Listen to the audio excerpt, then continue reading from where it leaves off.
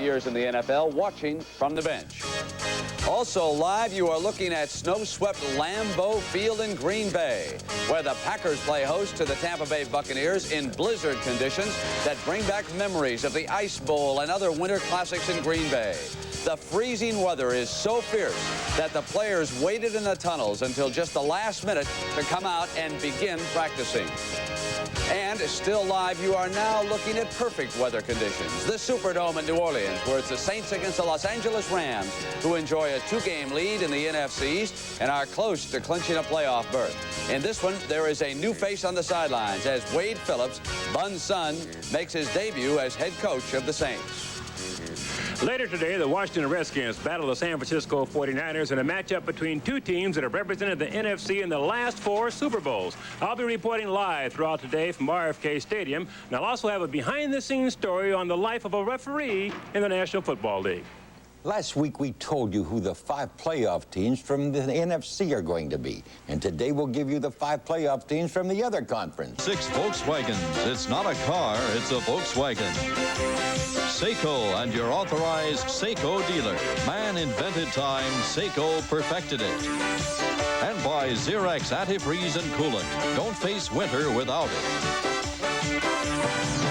And now, here's Brent Musburger. Good afternoon, everybody. Welcome to the NFL Today. And, Jimmy, we've got some illustrious company with us today. The great former running back, James Brown of the Cleveland Browns, and Dick Vermeil. What a pleasure it is not to say, hey, Dick, are you going to become the next football coach at Notre Dame? They never talk to me, and you know that's the truth. All right. His wife said, over my dead body.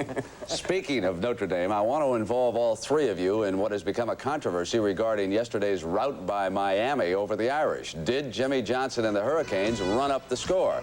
This is in the 4th quarter, 44-7, 6 minutes to go. Second-string quarterback zips one to Andre Brown, and the Canes have got another one against Jerry Faust. Now it's 51-7.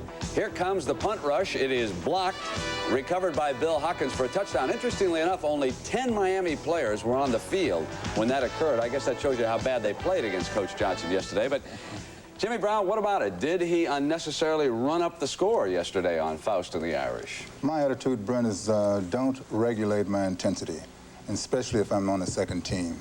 In other words, I think the only time a football player should relax is when the season is over, period. Dick Vermeil, you were a coach. What about that situation? I agree with Jim. If you have your second unit in there and they're playing, they've got to play like winners, and they did this. Plus, the other thing you can't evaluate is how down are the players being beaten badly. Now, mentally, are they just giving up at that time? You know, You guys forget one thing. This coach says, I beat Oklahoma, and yet they got me behind him. I'll show them how good I am today. Well, he did that. I never felt so sorry for a coach in my life as I did for Faust with time running out down in the Orange Bowl. But let's turn our attention to this afternoon. Irv Cross is now live in RFK Stadium. Irv, what's the weather down there for the Washington-San Francisco game? Brent, right now is 46 degrees and misty. You know, the field's in great shape. It's been covered all week long, so it won't be a factor as far as weather is concerned. But, you know, the big story in Washington, though, is whether or not this Redskin team is healthy. On Friday, a story was released that Art Monk, their great wide receiver, wouldn't play because he had the flu. He didn't practice Friday. He didn't practice Saturday. But their trainer, Bubba Tyrer, said it was only a 24-hour thing. So he will play today. How much and how effective he'll be, we don't know. The good news for the Redskins, however, though, is that their all-pro tackle, Joe Jacoby, will be back in the lineup after being out for a few weeks with a knee injury. And the big guy is going to have a lot of pressure on him today because he's facing a great defensive line in the San Francisco 49ers. Pass protection is critical for the Redskins, as everybody knows, for every football team. And last week against Pittsburgh, he did a pretty good job protecting young Schrader. You can see here at the lower end of your screen, number 57, Mike Merriweather, coming in on a blitz, is going to be picked up by Griffin. The defensive end moves inside over the center, comes up, and is picked up by the center, Jeff Bostic. Now watch this play as it develops, as the offensive line seals everything off here. There's Griffin's block, giving Schrader the time he needs to get the ball away. It's a touchdown pass to Clinton Didier. Great execution by the Redskins. But they're going to be under a lot of pressure today, Brent, because they're going to be facing 2 great defensive linemen. Joe Jacoby at left tackle will be facing Dwayne Board, who's by far, I think, the best defensive lineman the 49ers have on first and second down situations. On third and long situations, Fred Dean will come in off the bench, who's a great pass rusher, a pass rusher par excellence. Everybody talks about the quarterbacking. Everybody talks about pass protection. But I'll tell you, today, the pressure's going to be on Joe Jacoby. Brent? All right, Irv. And, of course, the Redskins need a victory today to remain one game off the pace in the NFC East. Now, in the meantime, if the Giants get past Cleveland, they will move back into a first-place tie with Dallas in that hot race. Now, when the Giants celebrated Thanksgiving 3 days ago, most of the players kept at least one eye fixed on the Cowboys game against St. Louis. A lot of the Giants assembled here at the home of defensive end George Martin. Now, being tied for first place this late in the year is a rarity for the Giants. Sharing Thanksgiving dinner at the Martin household is not, however. It's become a tradition for Lawrence Taylor and friends. Every year we have the guys over, particularly those that don't have family in the area, and it's just been mushrooming over the years to what you see now. Although the game they watched that day featured the Cowboys and St. Louis Cardinals, there was no doubt as to who the Giants were rooting for, the Cardinals. What team do you want to win? Giants. All right. He just grew up the right way. I won't raise my son to grow up to be Cowboys. All right, we're going to come back. We'll be talking to Jimmy Brown and also Walter Payton of the Chicago Bears, and we'll have that in just a moment. At Seiko, great technology inspires great design. Steel rods and gleaming hinges for a supple bracelet watch. Gold tone on gray tone for the definitive strap watch. A second hand on her elegant dress watch. Water resistant too, very today. One diamond and a rich two-tone setting, very tonight. Man invented time. Seiko perfected it. Boston, you have 2 more minutes for your choice. We still need a linebacker. What does the computer say? It says check the master file back at the office. Office? The office. Atlanta, stand by. Okay, we need a linebacker. If your business's future depends on information and records, a Hayes modem would help it run smarter. Computer says Hannesvega, unless Boston gets... Boston, what's the delay? Office, Commissioner. Boston selects Ortega. Orphis. Hey. A real sleeper. Hey, no! Say yes to the future with Hayes. I bought the Volkswagen Golf for its German-engineered handling and performance. That's funny. I bought the Golf for its durability. I don't believe this. We bought the Golf for its space. Are they crazy? We bought the Golf for its price. Golf. It's not a car. It's a Volkswagen. I bought a Golf and I'm not even in the commercial. A performance story from Phillips 66. Subject, the environment. The fragile, the beautiful, the irreplaceable. How do we help ensure they'll remain part of our environment? Example, this water treatment system made with a Phillips plastic that helps keep our rivers clean, clear, and alive. Phillips Petroleum. You'll find performance in everything we do. Perhaps the worst blizzard in Green Bay in the last 25 years. You can see they are sweeping off the field now, trying to give the Packers and the Buccaneers just a little room in which to rehearse prior to the game. And, of course, there are the fans in Lambeau Field huddling in against the cold. They're familiar with that. Meanwhile, at the other end of the spectrum, the unbeaten Bears, they got a big one down in red-hot Miami tomorrow night, and they're the talk of the football world this season. And a short time ago, I talked to Walter Payton in Chicago, and I asked Walter how he feels now that he shares the media attention with some of the younger Bear stars. Probably made it a lot easier for me, because now you don't have the media blitzing you and asking you the same old questions over and over about how do you do it for so long. Now they got a lot of more personalities to deal with, and it's fun to see them try to tame the refrigerator or deal with Jim McMahon or either Steve McMichaels. Now, the refrigerator, how do you look at him? Is he a legitimate force in the backfield, or has he become kind of the clown prince of the Chicago Bears as we watch him score? Well, we wouldn't refer to him as the clown prince. He's an added factor to our offense. We get down to the goal line, and then what they do is defenses start to shift. So if they shift to his side, obviously we go the other way. If they don't shift to his side, we give him the ball, and it makes the defense wonder, you know, how are we going to stop a guy of this size? Because as you've seen, he can not only run the ball in, but he can dive over the top, if you call that going over the top. Can you go unbeaten? at this point, going undefeated, well, we're just thinking about winning this one, and we feel that we can win this one. The games are ahead of us. We have to take them as they come. 10 years from now, do you want us to be saying on television that Walter Payton was the greatest running back of all time? I leave that up for the fans because they appreciate it, and they are the ones who determine, because it depends on what one individual thinks. If someone thinks that I am, then that's good. I appreciate that. If they think someone else is, you know, each opinion varies from day to day, because who knows, within the next 2 years, somebody else might come out. They might be talking about Bo Jackson or this guy from Michigan. Nobody knows. Well, Jimmy Brown, what's your assessment of Walter Payton and his skills? That's a great question, Brent. You know, it's been about 20 years, I think. You and the Greek have been calling me up, and I'm so happy and I'm very flattered. I think the last time was the Earl Campbell situation when the Greek said he was the greatest of all times, and I loved Earl, and I thought he was fantastic. Walter is tremendous. I love him. I love his style. He's tough. He's a gentleman. He played with losers. He's playing with a winner. He has all the tools. At least he's the greatest of his time. In other words, you think that it's unfair to compare different generations of athletes. You think that in your time, you were the standout, there's no doubt about it, but it's impossible to compare you against who Walter Payton is going against now. Yeah, there's no doubt about it. I think it's a disservice to guys like O.J. and Gale Sears. You know, Walter might even have a question about the Bears because most of the running backs use Sears as their model. So, and then Dickerson is the greatest you know, in the league right now, so it gets complicated. We all have attributes, and I think we should take it out of the hands of the writers and even you, Brent, and leave it up to the players. We don't have to be the best of all time. You know, I always defended you until now. I mean, I think that Walter Payton has passed over the barrier because the one thing you had great durability, and I think he now has equaled you in that category. Well, there's probably no doubt about it. The man is durable. He only missed one game. I didn't miss any. I didn't miss a practice. But how do you compare that, you know? Yeah, you're right. But if you want to do one thing, Brent, I'm not playing today, but you still have me here. So maybe it isn't quite clear yet. All right, and we will continue with the NFL Today on CBS in just a moment. Big fella, you got something there. I'm going to give you a choice. A fabulous dinner with me or $1 million. Of course, this isn't just my generosity. It's part of Canada Dry's $1 million sweepstakes. I adore Canada Dry ginger ale.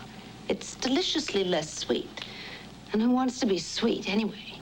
So have a Canada Dry ginger ale while you're mulling over this momentous decision. Me or $1 million. For details, see the Canada Dry Joan Collins sweepstakes display in supermarkets.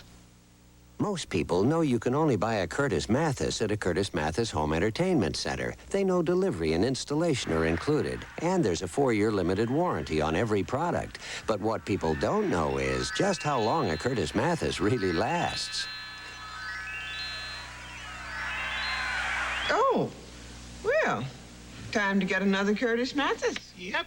For products that last year after year after year, this year, make it a Curtis Mathis Christmas. American-made fashion, it matters to me. Made in the USA. The fact is, it really matters to me. Now everything that says American-made style and quality says it proudly. Made in the USA. Ask for the Made in the USA label because it does matter to all of us. You better believe it matters to me. Made in the USA.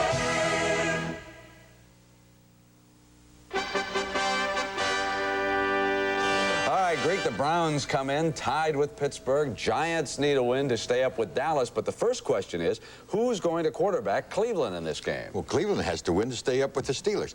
Kozar took the snap all week, Brent. But the coach last night told a friend of mine that if Danielson can throw the ball 30 yards today before game time, he will start. This is a reliable friend? Oh, yeah, he had dinner with him. Okay.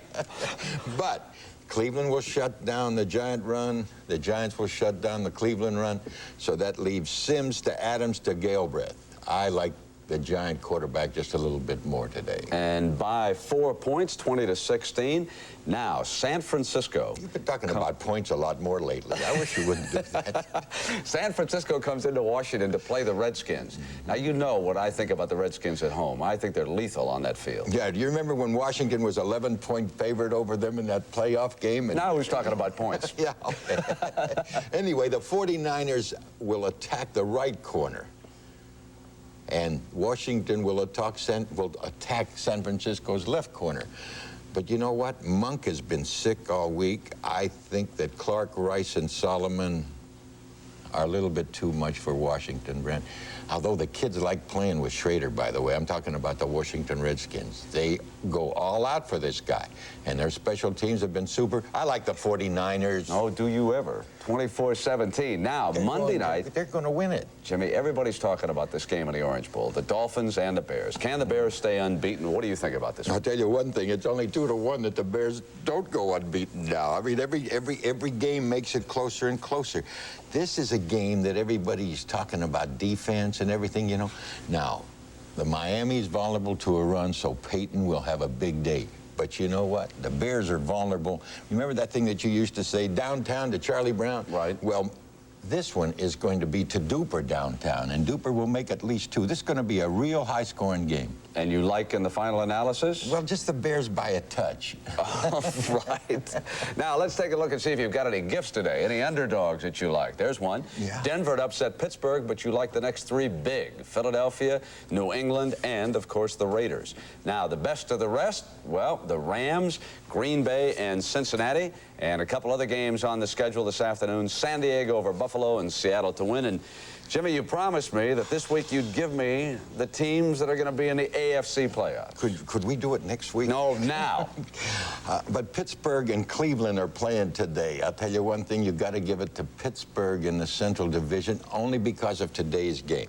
Because Pittsburgh is favored over Denver and Cleveland is an underdog to the Giants. But there are 5 teams that can finish with 11-5. Pittsburgh, the Jets, Miami, Denver, New England, and one other team, the Raiders. Yeah, surprise. And the Raiders will definitely be a... Thank you very much. And we will continue with the NFL Today on CBS in just a moment. I can't... To some, this is boring. To others, it's exciting. To some, this is frightening. To others, it's fun. To some, this is tiring. To others, it's challenging. To some, owning a German road car that can perform like this is an unattainable dream. To others, it's a Volkswagen Jetta. Jetta. It's not a car. It's a Volkswagen.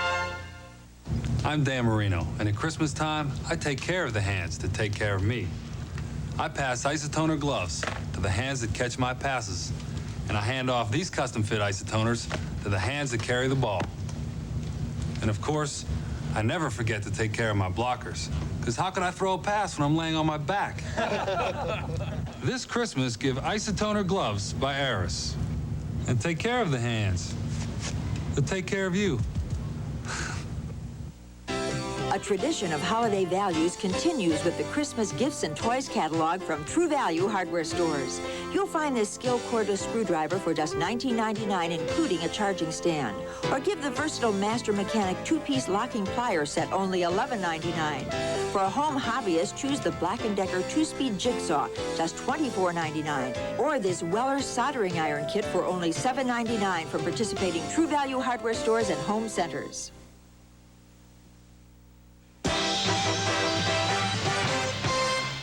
All right, the late word from the Meadowlands is that Gary Danielson could not throw the ball 30 yards. Bernie Kosar will be their starting quarterback, and let's go live to Irv at RFK Stadium. Irv? Brent, you know, the last time the 49ers played here in the NFC Championship game 2 years ago, 2 controversial penalties late in the game may have cost San Francisco a trip to another Super Bowl. At least that's what the 49ers and their fans believe. The uproar that day was a reminder of the pressure that comes with the job of officiating in the National Football League. And last week, we took a close-up look at the day-to-day life of a veteran referee. Morning, Rita. Good morning, Mr. How are you? Fine, how are you? Good. Hi.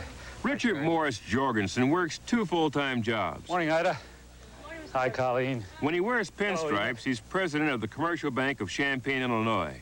But when he puts on zebra stripes, he's an NFL referee. 3 fouls on the defense. Personal foul, defense, accepted. Holding, defense, decline. Offsides, defense, decline. Half the distance, first down. Holding against offense 63. Right. Accepted. For NFL referees, the game goes on long after the final gun. 3 fouls. Oh, is that the 3 coming at once? Right. Okay, John, you go first. That's a holding. Is that yours? Okay, ICT, illegal contact. Illegal contact, and it's at 8:30. And against Detroit's number? I didn't get a number. Oh, boy. No number. And which one did they accept? Every recorded call is discussed, then transcribed to Jorgensen's official game report for the league office. There, Jorgensen's report provides a framework for the most comprehensive analysis in sports. I don't think any professional sport trains and or evaluates their men anywhere near the way the people in the National Football League trains its officials.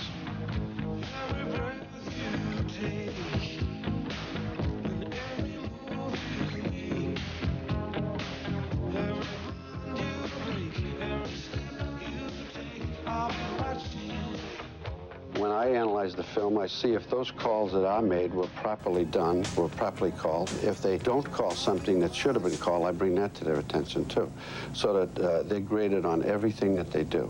On the next play, we have 3 fouls. Offside by the defensive linebacker. The following weekend, evaluations and game films are in Jorgensen's hands, and he and his crew will work late Saturday night, analyzing their previous week's performance.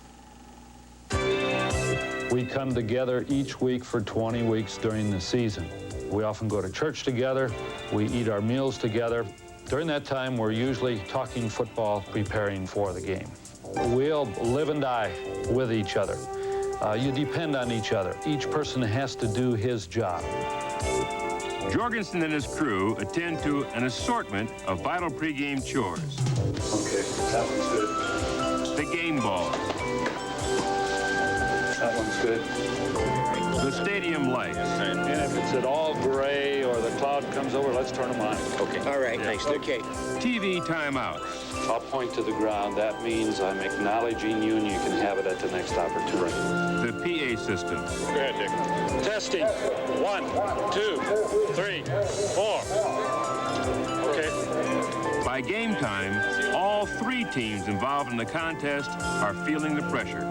We certainly do. We're 7 men against the world out there every Sunday afternoon. Let's have a good one, man. All right, go, man. Courage, concentration, mature judgment, slow whistle. Have a good time out there. Work hard. Here we go. Dick Jorgensen is the referee of today's game, and he probably like to get through it without anybody knowing they were ever here. Brent. All right, Irv, thank you very much. An official is only as good as his last call, and we will continue with the NFL Today on CBS in just a moment.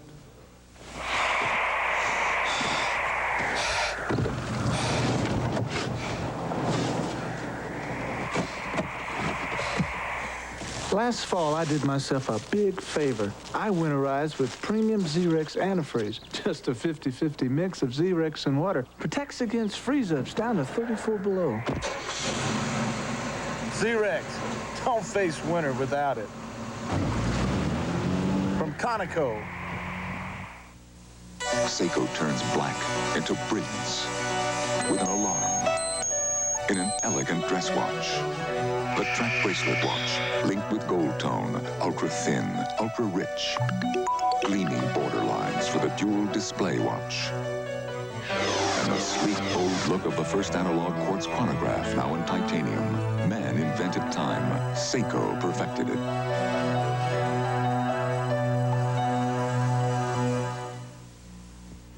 Jimmy, the Greek, who's going to be the next coach of the New Orleans Saints? After the Liberty Bowl, Arnsparger will go to New Orleans. From LSU. Dick Vermeil, are you interested in that job? No, I am not. Dick will be along at halftime. He'll take a look at Joe Montana. On a program note, for those of you in the New York and Philadelphia areas, a reminder that we're going to bring you the San Francisco-Washington game at 4 o'clock this afternoon. Jimmy Brown and Dick Vermeil will be back.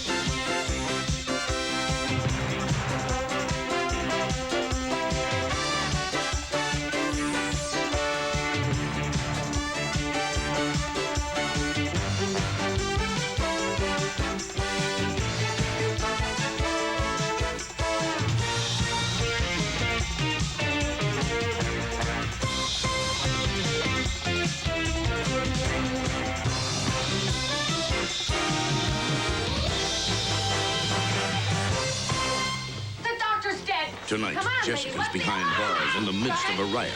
Vera Miles and Adrienne Barbeau guest star. I think I know who the murderer is. On Murder, She Wrote. Then Harry's after smugglers. We create a diversion. Don't worry, we're in a cove. Sounds play tricks on you. But his surefire plan backfires on Crazy Like a Fox. And on Trapper John, a nurse returns to work in a wheelchair. I'm gonna walk again. It's just wishful thinking. All tonight. This is CBS. Toro announces the dawn of a new era in snow throwers. The new Toro CCR 2000, with a curved rotor designed to handle big snow, even wet snow. Built to bite deep into drifts and put snow wherever you want it. Built to throw snow like no other snow thrower, up to 30 feet. The new Toro CCR 2000. It's the dawn of a new era in snow. Available at Bremer's Home and Garden, New Haven, and Henderson Reed Company, Fort Wayne. Some rootworm insecticides only suppress cutworm. Suppress. S-U-P. Suppress. To provide only partial control, as Encounter only suppresses cutworm. But Diphenate is the rootworm insecticide that controls cutworm. Control. To eliminate a pest so as to prevent economic damage, as in Diphenate controls cutworm. Guaranteed. Diphenate. For rootworm and cutworm, the word is control.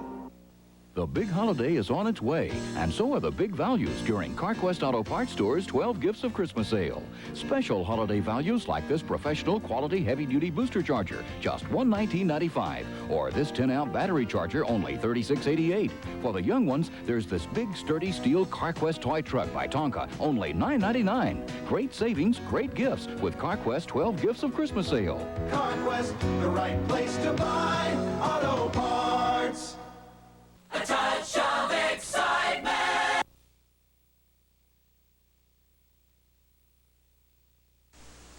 Effective today, I've resigned as the head football coach and general manager of the New Orleans Saints.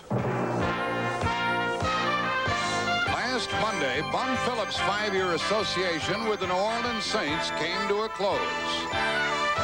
He had always been one of the NFL's most colorful figures, dating back to his days as head coach of the Houston Oilers.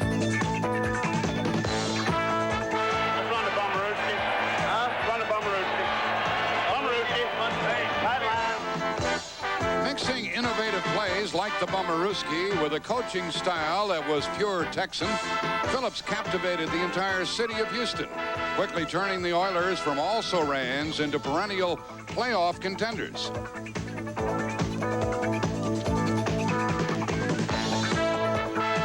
Unfortunately, Bum could not do the same in New Orleans. The Saints never finished over 500 in Phillips' 5 years here, and he left a frustrated man. The one thing he is happy about is that the head coaching job remains in the family. Bum's son, Wade, takes over, but he'll have his hands full with the explosive Rams. Last week, Ron Brown returned 2 kickoffs for touchdowns. Eric Dickerson rushed for 150 yards.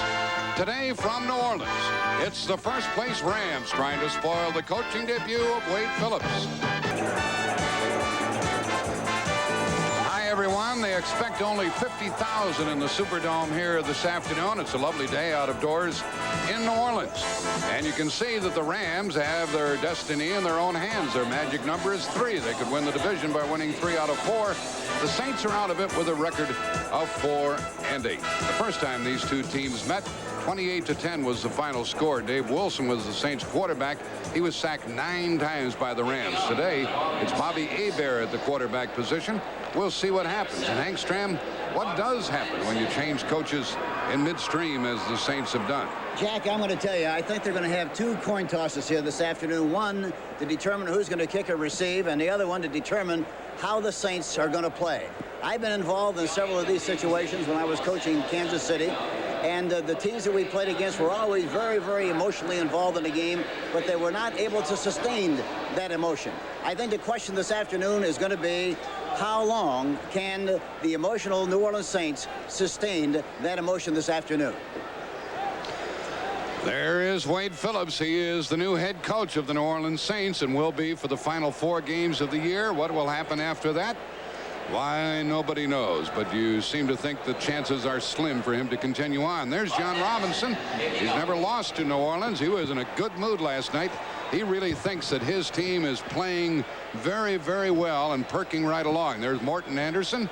He will kick it off, and we may get an explosive start to this game as Ron Brown is back to receive it, and back with him is Charles White. He became the third player in NFL history to return 2 kickoffs for a touchdown in one game. And away we go. And it heads for Brown on the goal line. This will be 100 yards if he goes all the way, but he doesn't. What a big hit. And that'll help New Orleans with a sensational stop at the 16-yard line by the New Orleans Brett Maxey, a defensive back. Here's the lineup for the Rams. Dieter Brock back at the controls. Eric Dickerson, the running back. The up back, the U back is Tony Hunter, also known as the tight end. Henry Ullard and Ron Brown are the wide receivers. Since Dennis Harrah came back, he had been injured. This offensive line has been perking. Herb Pankey, Kent Hill, Doug Smith, Dennis Harrah, Jackie Slater, and David Hill. And we'll see Hill lined up in the backfield a few times today. And he is on a wing right now. From the 16, Hill comes in motion. Mr. Dickerson. He got 3, maybe 4. And the tackler was Bruce Clark, the left end, along with Jim Wilkes. The middleman there of the front 3 is the 300-pounder Tony Elliott. And the linebackers, Ricky Jackson, a favorite here in New Orleans. Glenn Redd, the rookie from Southern Cal, Jack Del Rio, and James Haynes, the other linebacker. Dave Waymer and Johnny Poe are on the corners. Frank Watlett and Terry Hogue are the safety men for the Saints.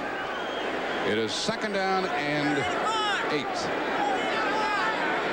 Split backs. You see David Hill lined up in the backfield as he was last week.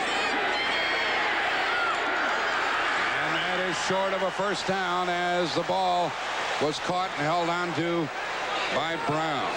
It'll be 3rd down, Hank.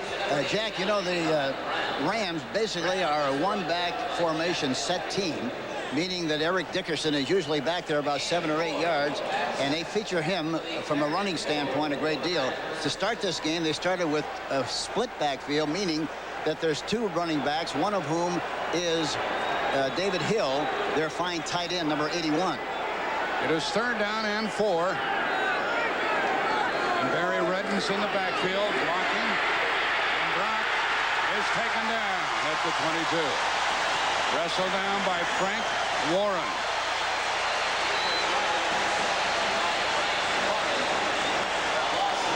He didn't get very much time, Henry. Watch to the left of your screen, number 73, getting penetration, and then comes back around the block. And Frank Warren, number 73, makes the sack. And there is Dale Hatcher, the rookie from Clemson, who's done tremendous work. And Willie Tullis is the safety man. He is driven all the way back to his 22-yard line, and he gets away. And back to the 30. There's an exciting kick return. For the Rams, downfield first was Jerry Gray, but he let his man loose, and Mark Giroux made the tackle. Bobby Airbear goes to work. Earl Campbell and Wayne Wilson, the running backs. The wide receivers are Eric Martin and Eugene Goodlow. And up front, Jim Rourke, Brad Edelman, Steve Court, the center. Ralph Williams, Stan Brock, and Hobie Brenner, who used to play for John Robinson at Southern Cal, is the tight end. There was a 60-yard punt, a 5-yard return at the New Orleans 30. I think we're going to see a lot of I formation. They start with the I formation. If they succeed with this, Jack, we'll see a lot of it this afternoon, along with play action passes. Balance line, man in motion. Goodlow. Toss to Campbell. Blocked by Wilson. And a good run of 6 yards. And Jim Collins, the linebacker, and the number 1 tackler on the Rams, leading tackler, made the hit and stop. Campbell carried the ball last week 36 times. And really had his best game as a New Orleans Saint player. I asked him about how many times he would like to carry the ball. He said, well, very frankly, I really don't get warmed up until I carry the ball about 20 times. And he's averaged 10 times a game so far this season, which is not up to par. 2nd down and 4. can see how deep Campbell is. He's 7 yards. Hebert airs it out. There it is. And broken up at the last minute. A wonderful defensive play on the pass intended for Goodlow, and Leroy Irvin just got there in time. It's a good thing he can run, Hank. Yeah, he's got great recovery speed. Watch this. Watch Leroy Irvin, number 47. And the ball is thrown a little bit too short. See, he has to stop to try to come back for the ball. In the meantime, Leroy Irvin, number 47, is able to bat the ball down, and it falls incomplete. Jerry Gray and Vince Newsom check into the Rams' backfield, and Gary Jeter is in on the front line. 3rd and 4. The Rams play an awful lot of zone defense, and so as a result, it's very difficult to lick them deep very often. They have a 4-man front and a 5-man rush. And the pass is caught, and that's a first down across the 40. It was caught by Tyrone Anthony over the coverage of Vince Newsom. First down. Here's the Rams defense for you. 3-man front ordinarily. Doug Reed, Charlie DeJournay, and Reggie Doss. The good linebackers, Mel Owens, Carl Eckern, Jim Collins, and Mike Wiltshire, the leading sacker on the team. On the corners, Gary Green and Leroy Irvin. Safety men, Nolan Cromwell, Johnny Johnson. First down at the New Orleans 41. It's the first down of the game. Timeout called by Hebert. Well, I guess the Rams anticipated what Hebert was going to call, and so he expends one of his timeouts. Burger King now begins a nationwide search for Herb, the one man who's never tasted a Burger King burger. Herb was never what you'd call normal. Herb has never learned to love flame broiling instead of frying. Herb was unusual. Herb was different. Herb has never enjoyed this sizzling Whopper.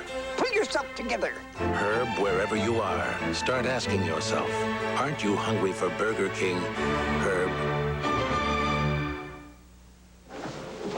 I own a PC and a VCR, a condo on the beach, and my own company. But I don't own a car. I lease with GMAC. For me, leasing was smarter than buying. There's no major down payment, and since I worked out the terms with my GM dealer, I can pay less each month. It was easy. Now I've got the new car I want, and leasing frees up my money for other things. GMAC Leasing, only at your GM dealer. For you, it just might be smarter than buying. Give me something warm for Christmas. Only Zales could kindle such fire with 25% off all our diamond solitaire pendants and earrings just for Christmas, so she can have more diamond. Quarter-carat earrings for $229, a half-carat pendant for $849, 25% off diamonds from Zales Jewelers, leading with style. Zales, you're so hot. Hank, why the timeout by Hebert? I can't understand why he called timeout, because they're in a double tight end situation, and which means they'll have a hat on everybody across the line of scrimmage. There's only 4 guys back there at secondary. I don't know why it could have been a problem and why he would waste a timeout this early in the game. Unless he had something unusual called. Well, that could be, but I don't know what he could have called against a basic vanilla 3-4 alignment. Goodlow comes to the right. The Saints have won only 2 of their last 11 against teams in their division.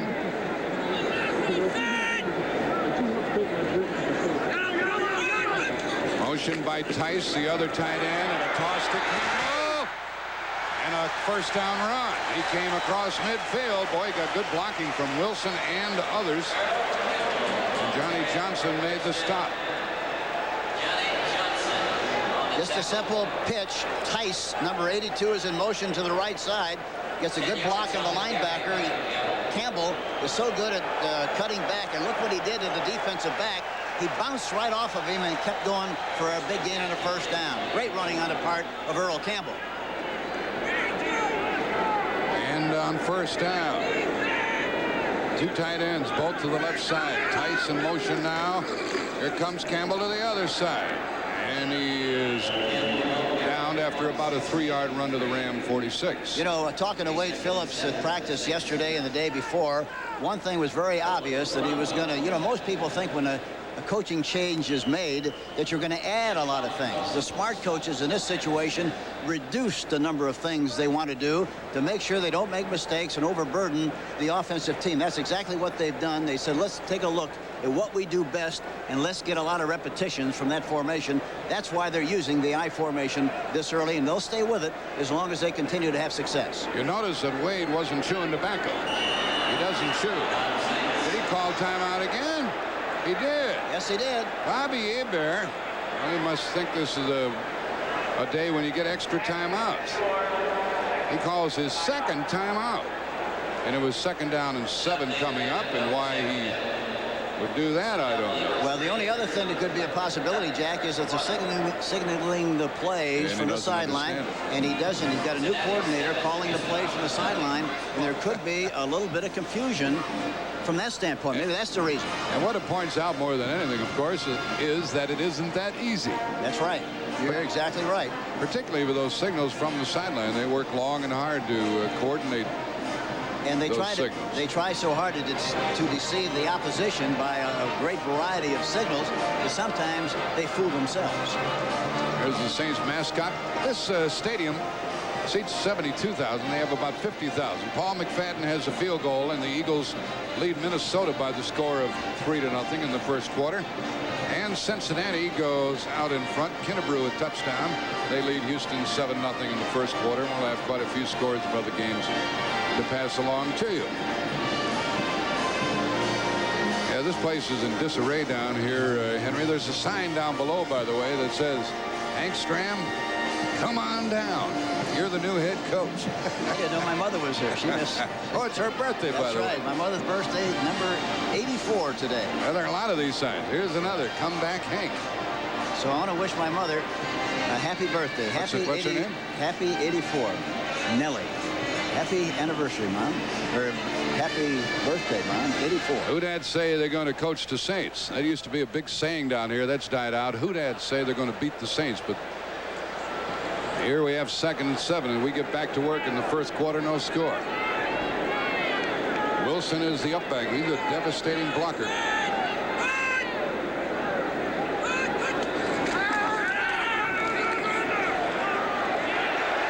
Goodlow has it. The defensive man fell down. Gary Green lost his footing and a 16-yard gain and a first down to Goodlow. Goodlow is coming off the ball on the right side, and watch Gary Green, number 27. He's got outside leverage, meaning that he's playing on the outside of the receiver. He's got his knees turned to the inside, which makes it impossible for him to cover an outside pattern. He tries to recover, slips and falls, and Goodlow makes the catch and a first down. At the 28 of Los Angeles, and this is a pretty good drive now for the Saints.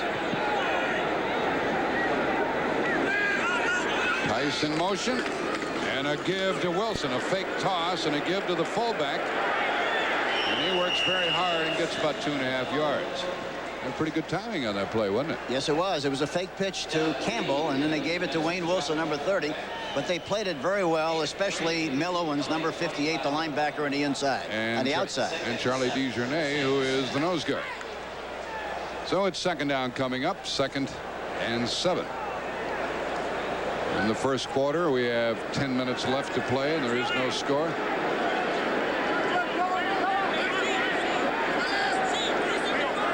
Wilson is on a wing. That's a little different formation. They got a one-on-one on the left side. Let's see if they try to do something back to the left side. He's looking back there, but he throws inside. And he is not keeping up for a first down.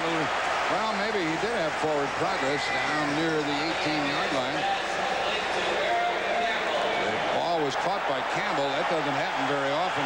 That's only the second pass that he has caught this year. Carl Eckern made the tackle. It's a yard short of a first down. They had a triple wing formation, meaning they had 3 people on the right side of the tight end, including the tight end. Play action fake. They fake to Campbell, and he cruises on the inside. Look inside. He cruises and stops in the middle area and makes the catch for a very close play to a first down. 3rd down and a half a yard. Motion by the 3rd tight end, and a first down run by Campbell. And the ball came loose, but it had been whistled dead. still belongs to the Saints. First down. Tackle Reggie Doss, Carl Eckert. Campbell running in very inspired fashion, isn't he?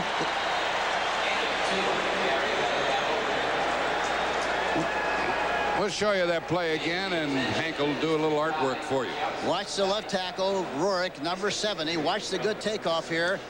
Watch the good block at the point of attack. There he is. He gets an inside position on Reggie Doss. Doss reaches over the top, but it was too late, and he makes the necessary yardage for the first down. Back to live action at the 17. And a delay to Wilson. Very good work was done by Reggie Doss coming around from the backside. They ran that counter play that time. Normally you run the counter play to the tailback. In this particular case, they ran the same counter play with the same blocking to Wayne Wilson, who was in front of the fullback. Last week they ran it for a big touchdown, about 40-some yards. This time they tried again, and the Ram defense held very well. No gain on that play. Still 2nd and 10. And we have 7:45 left in the quarter. 11th play of the drive, and a sack back at the 25. And it was Gary Jeter getting in there.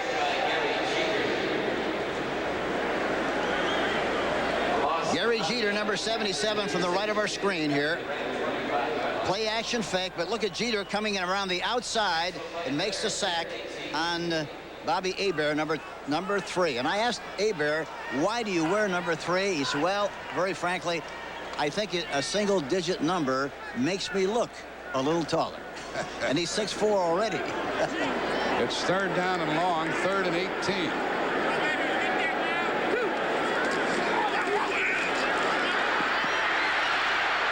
He couldn't find anybody, and he lost 5 more, and that really hurts the field goal position. And it was Sean Miller, number 98, who finally got to him after quite a period of time.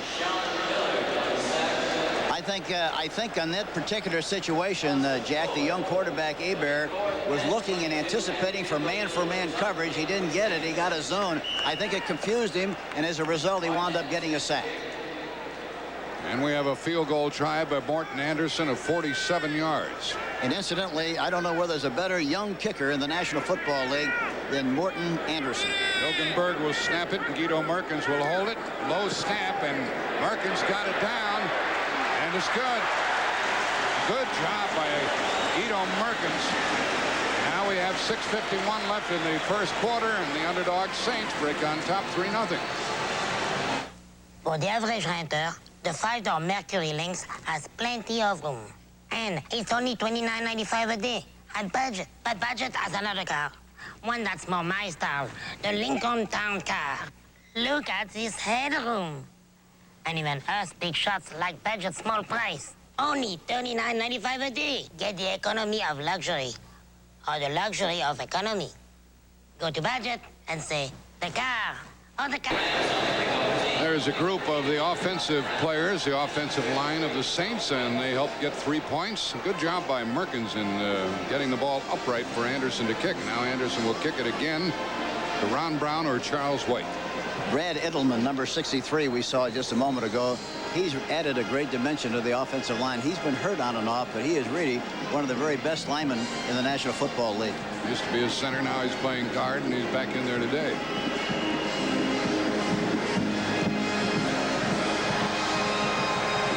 Mr. Brown from the 4.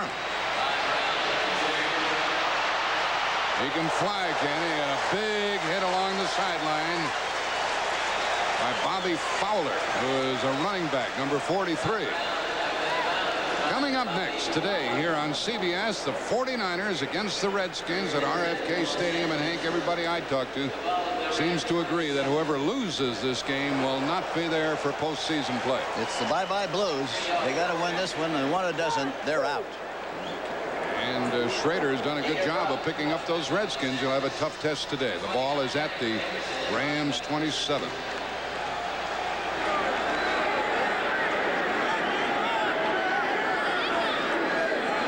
They got some running room over to the left side. Here they come. Dickerson is good for only about 3 yards and driven back by Glenn Redd, the inside linebacker, number 58. He got some help. Let's watch Redd go to work. Here we see Glenn Red, number 58. Watch him pursue and make a play here. A pitch to the left side of the offensive formation. Red is going to his right. Watch him play off the block. Watch him play off the block of Pankey, and he gets right in there in good position and makes the tackle. A great play by Glenn Red. Pankey is playing the left tackle spot rather than Bill Bain. First down throw to the tight end, Tony Hunter, or the U-back as they call him, and that's the first down of the day for the Rams at their 38. Tackled by Ricky Jackson and Glenn Red. Dieter Brock stays in the pocket well, good protection. 5-step drop, hangs in there tough. And look at Tony Hunter, makes a curl to the outside and is tackled again by Glenn Red, number 58, the inside linebacker. Pretty good fastball from Brock, wasn't it? Yes, he got a little shot as he threw the ball. It's a wonder he threw it so well. First down at their 38. Brown is to the right along with Henry Ellard. Now they got a different defensive alignment here, Jack, something a little different. Jack Del Rio got in there, number 50, had some help. It's a version, I think, Jack, is a version of the Chicago Bear defense, the 46. Del Rio is the middle linebacker, and he's very deep. Watch the inside people in here getting penetration, and Del Rio is back in the middle of the defensive formation. You'll see what happens here. Let's take a look. They're all tight on the inside, and there's Del Rio coming from the outside, blitzing and making a play on Dieter Brock. Three linebackers were there, Red, Del Rio, and Haynes. And it's second down, 15. Flags are down all over the place.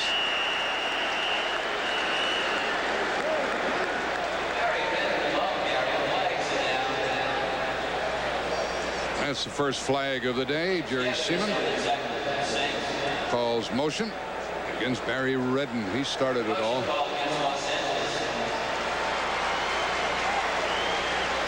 We have a score that illegal motion, number 72, offense, penalty decline, third down. Kent Hill was called. Very important game, Cleveland at the Giants. And Joe Morris gets a touchdown in the first quarter, and the Giants lead 7-0. Third down, 15. Now they got a four-man line. They're changing the alignment quite a bit, and I think it's confusing the Rams a little bit.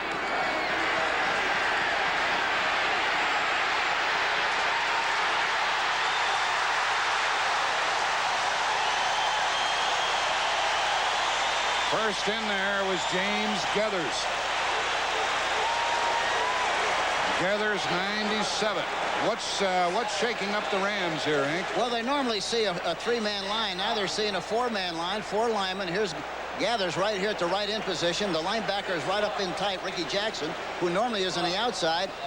And that's the problem they created. Now watch Geathers, number 97, shed the block of Pankey and comes back from the backside and puts a sack on Dieter Brock. And now here is the punt to Willie Tullis.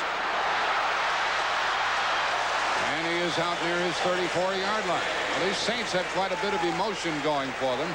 There's a 51-yard punt, a 10-yard return, the tackle by Jim Laughlin, and the ball is at the Saints' 34. It's a lot for governments. Ball games at the beginning of the season, as you used to. Next Saturday on CBS, Kansas and North Carolina State. Yeah, they're two hot teams, and they anticipate great seasons. Danny Manning of the Jayhawks is an outstanding player. Chris Washburn is one of the stars of the North Carolina State team, the Wolfpack, and that's next Saturday at 12:30 Eastern here on CBS. From the 34-yard line, Hebert used to be in the United States Football League. Swings it out here to Campbell. That's his second pass. He's caught today. And a touchdown-saving tackle by Nolan Cromwell.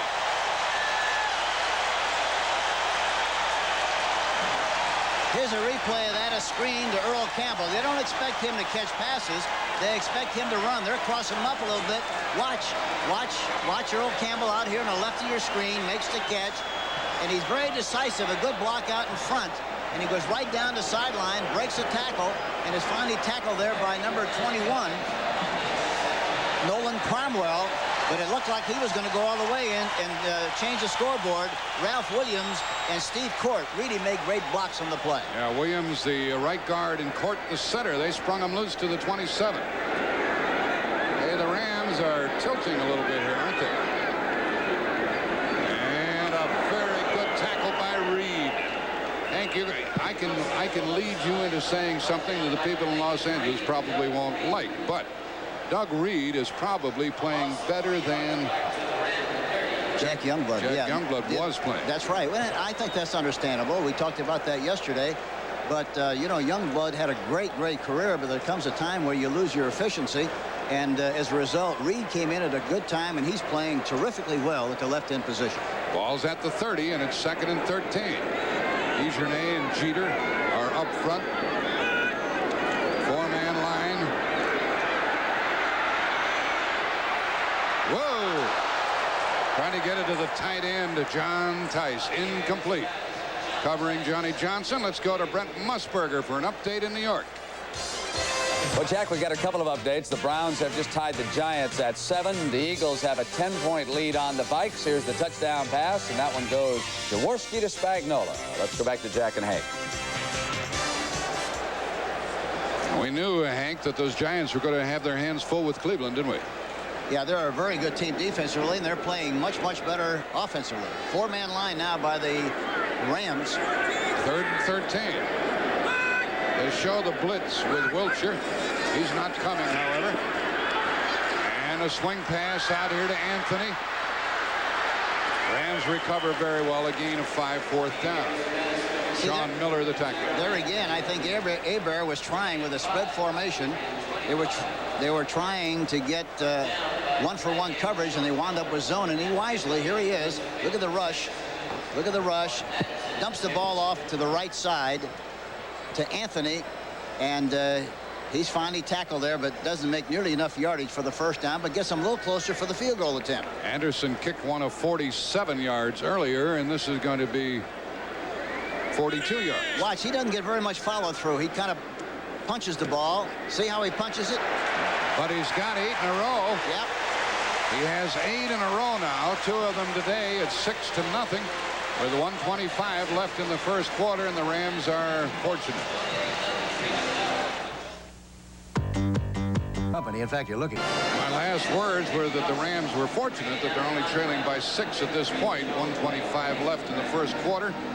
Here is Anderson kicking off to Brown. How about total offense, Jack? LA's got 4 yards of total offense. New Orleans 77. Saints have 5 first downs. The Rams only 1. Well, Ron Brown probably will down it. He does. It'll come out to the 20-yard line with 1:19 left in the first quarter. And it gives us a chance to tell you about some scores of other games. As Brent Musburger just told you, pass Jaworski to Spagnola, 10-0. Philadelphia, second quarter over the Vikings. And the Cleveland Browns on a run by Kevin Mack have tied the Giants 7-7 in the first quarter. Joe Morris had scored. Denver and Pittsburgh scoreless into the second quarter in a very important game.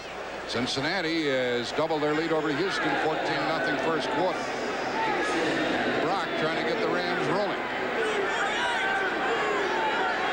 Redden is the up back. Give to the fullback, Barry Redden. Gets only 2. Second and 8. Tony Elliott, number 99, who weighs 300 pounds, led the charge along with Bruce Clark, number 75. They have some big people up front. Some more scores for you. Scoreless second quarter, Tampa Bay and Green Bay. And New England and Indianapolis, 7-7 first quarter. An extremely important game for New England with Tony Eason playing quarterback. Second and 8. Redden out in front. And a first down run by Dickerson. He ran completely away from where Barry Redden was blocking. I think that's the great thing about the I formation, Jack. You're about 7 yards deep. You have a great opportunity to see what's happening. Here's a replay from ground level. And look at the key block has to be the block of the tight end, David Hill, number 81. Look at the block he gets on a linebacker, providing Eric Dickerson, number 29, with the opportunity to cut back, and that's what's so great about the I formation. To take advantage of teams that over pursue. Look at Dickerson came off the field. He hates this AstroTurf, doesn't he? Yeah, he doesn't like it very much. He said he feels like he's an old man when he walks onto the AstroTurf. And a whistle. And we'll see what happens. It was not the 30-second clock. It was the end of the first quarter. That's what it was. And a bit of a problem for the Rams, who trail by the score of 6-0 with Dickerson hurt. Is sponsored by Miller Beer. Miller, made the American way since 1855. And by the Sperry Corporation.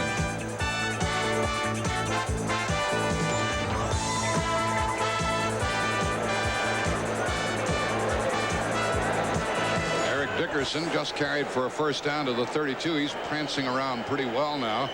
Barry Redden is in there in a spot. Let's see what happened to him, Hank. Yeah, I think you'll see here as he goes through. Watch Jack Del Rio. Watch as his right foot is planted. Del Rio gets a shot at it, and I think that's what created the momentary sting to that right ankle. First down with Redden in there at the 32.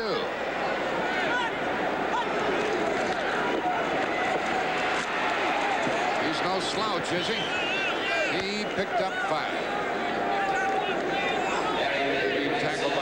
Jackson, number 57. I know you're a big admirer of Ricky Jackson, aren't you? Yeah, he's really a great player, a dominant player. I don't think he plays nearly as well when there's a tight end on his side as he does when he's on the free end. Watch David Hill, number 81. Look at him. He skates with him and gets him out of the play, and finally Ricky comes back from the backside and makes a tackle, but not until after he makes a nice gain in the play of about 6 yards. Dickerson's back in there. 2nd and 5, actually. A delay to Dickerson, first down. Well, his ankle is okay. Out to the 45.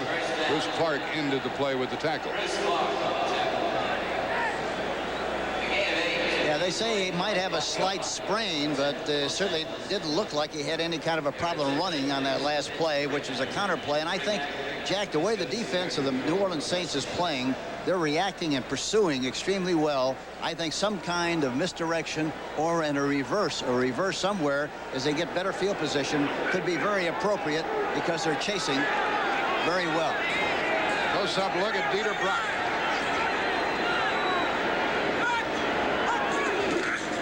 And a toss to Dickerson. Only a couple. As you say, Mr. Strand, they're really coming up. Dave Waymer from the corner that time. Number 44. I was talking to Henry Ellard yesterday. He said, Waymer really difficult to get away from when he is jamming at the line of scrimmage. Yeah, he's strong and has good technique. He's a very good defensive back. I think most people in the league feel that he would be really a fantastic strong safety or a weak safety, but he's been playing the corner and playing it very well. I think the other thing could be very appropriate, Jack, would be an option pass with Eric Dickerson throwing the option pass down here about the 40-yard line once they hit that area. Ellard in motion, 2nd and 8. Brock's going to throw it himself. Swings it out here and away from Redden, 3rd and 8. Barry Redden.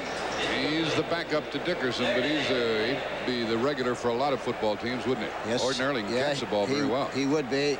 He needed an extension. There's Bobby Hebert again, number 3, warming up on the sideline. He's a Cajun, isn't he? Yes, he is. They love him down here. Played at Louisiana Tech. And all you have to do is ask about his ancestry. Boy, he'll give you a long dissertation. He knows it all. Very impressed with that. Willie Tullis is the extra defensive back on 3rd and 8. Something in the middle would be appropriate if they can get the ball. There's the time in there. Ellard can't get loose. That was Waymer running with him. Heard a little bit of bumping, but no flags. Terry Hogue was also helping on the inside. Yeah, it looked like the middle was wide open, Jack. They were in a double zone, meaning that the 2 defensive backs who were deep are taking and playing a half of the field, which means the middle is wide open. He didn't look in the middle area, however. Tried to get the ball outside and was too long. Dale Hatcher tells me that when he was a rookie at Clemson, he kicked the ball and hit the gondola here at the top of the Superdome, but they've since raised it. It's impossible to do it now. Willie Tullis is the punt return man. Not as fair catch is called for. Tullis had a tough time catching it at the 19-yard line. That was a 34-yard punt, no return. Sometimes it's difficult to field punts here in this Superdome. The ball has to go through the lights. 33 yards. See you next Saturday. It will be the 86th meeting. Army and Navy. The cadets and midshipmen. It never fails to be a good game, and even when the teams weren't very good. But now they are good. In fact, the Air Force Academy, Army, and Navy have all played very well this year. You see it on CBS. And remember the great coaches, Earl Red Blake and Eddie Ertlatz, who used to coach the Naval Academy. Big run by Campbell, about 8 yards. Nolan Cromwell had the tough job of tackling him. Campbell weighs 233. Here's a replay. Watch to the right of your screen. Look at Wilshire being blocked to the outside, a cutback to the inside by Campbell.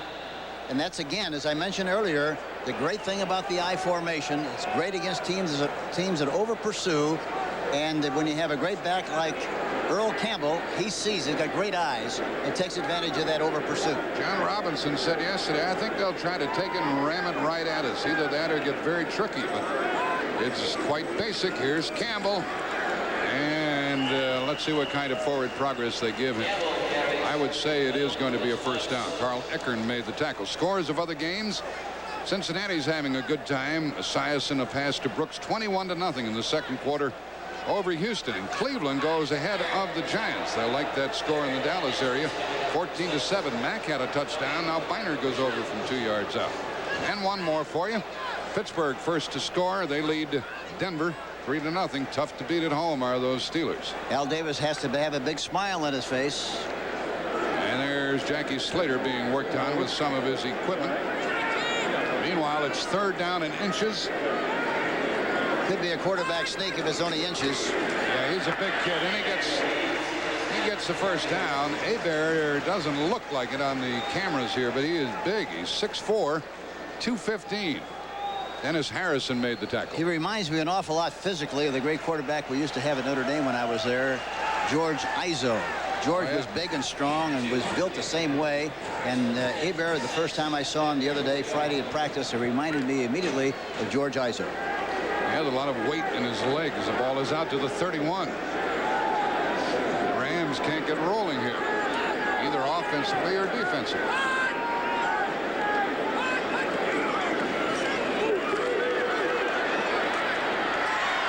Pass caught by Tice.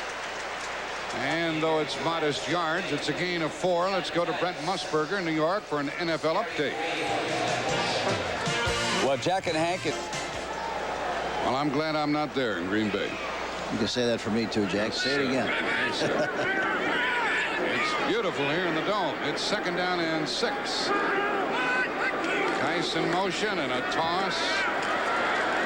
And Campbell gets a couple. It'll be third down and about 4. You know, I talked to Stan Brock the other day, the fine offensive tackle for the New Orleans Saints, number 67. Asked him about the upcoming game. He said, Coach, I guarantee you we're going to win the game. We're going to play well, and we're going to play mash ball. I said, mash ball? What is that? He said, well, we're just going to line up and get a head on everybody and fight them individually and win the war up front. So far, that's exactly what they're doing. Brock's big enough to fight. He's 288, 6'6". Third down coming up and 4. We got a 4-man line now. Talking about the Rams. And a 6-man rush. And it is caught by Goodlow. Goodlow took it away from Leroy Urban. 25-yard gain. It was bump and run that time, Jack, meaning that the defensive back was right on the line of scrimmage with the receiver. In this case, Goodlow. Watch him. Watch Urban. He makes a move. He gives him a little jam, but loses him as he tries to catch up. The ball is underthrown, and he reaches back and makes the catch. A great, great play, really, by Gene Goodlow, number 88. And Gary Jeter blasted Hebert, the quarterback, just when he turned the ball loose. You have to admire the Hebert kid, because that was evidently an automatic. He changed the play at the line of scrimmage when he saw the bump and run. First down at the Rams 38.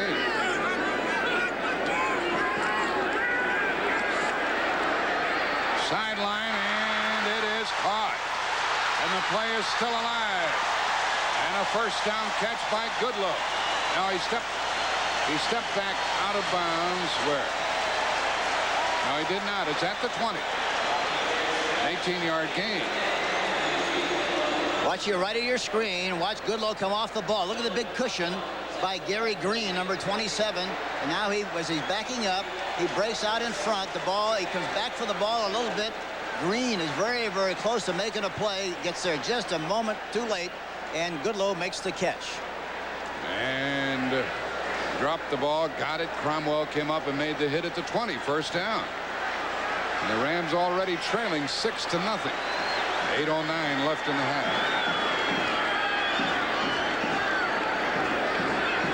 Nice in motion again, and a blast by Campbell. Or 2 or 3 before Collins tackled him, number 50.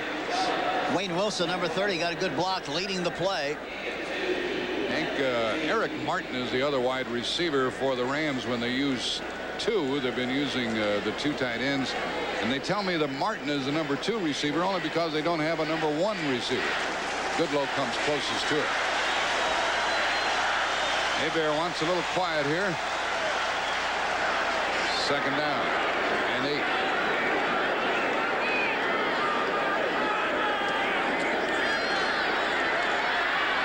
Overthrew Wilson. Incomplete. I think Hebert is being a little confused. I think he really thinks they're going to be in single coverage down here.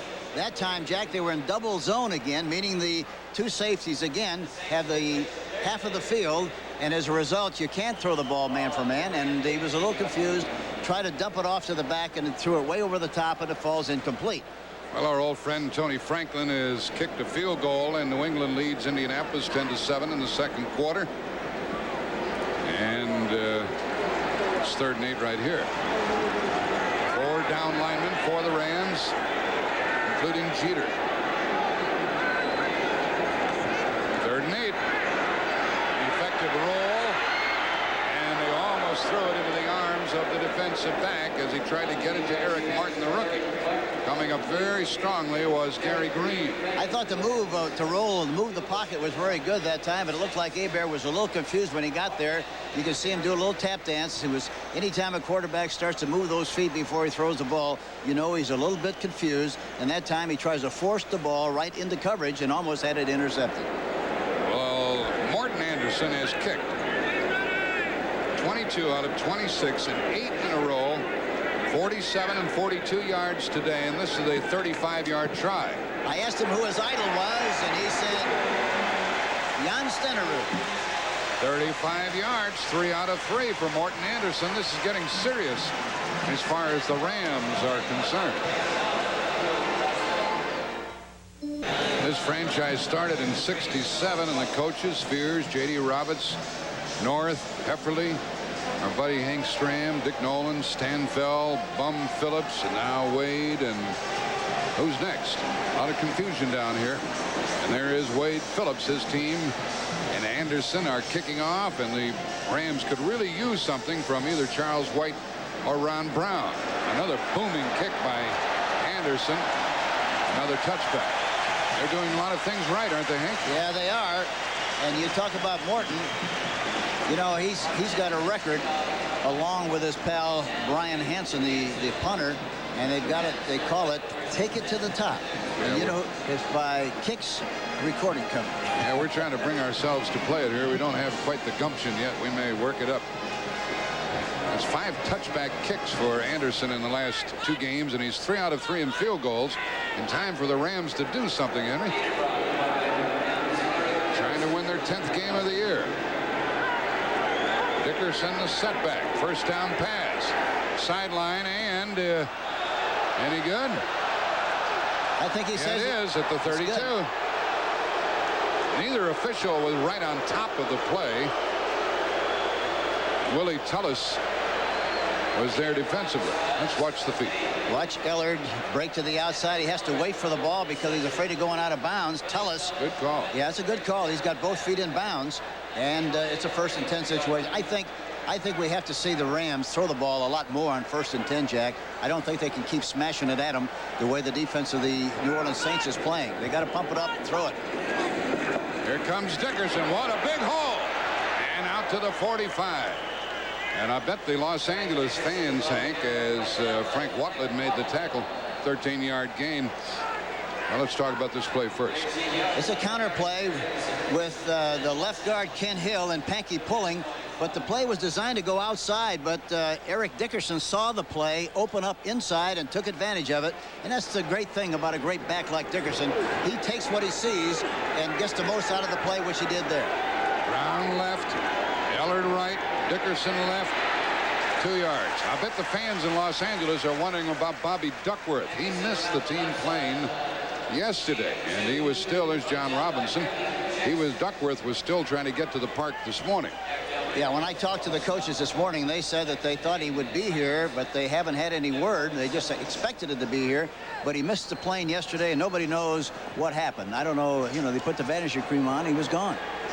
They hadn't heard from him. They didn't know where he was, so there's a problem the Rams are dealing with today. It's 2nd and 8. Somewhere along the line, Jack, they got to run a reverse or more misdirection. Ricky Jackson and others were in there. But there's Ricky. That's the 4th sack on Dieter Brock today. Ricky Jackson said yesterday, he said, this has been the best week of practice we have had in 5 years that I've been here.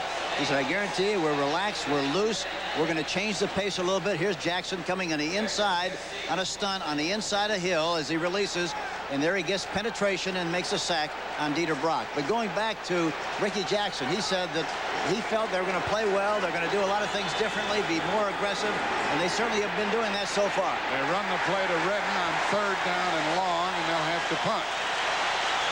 Tony Elliott, the nose guard, held sway, number 99. Now the fans are alive, Hank, and there's another thing the Rams will have to battle. See, the team started out emotionally to begin with.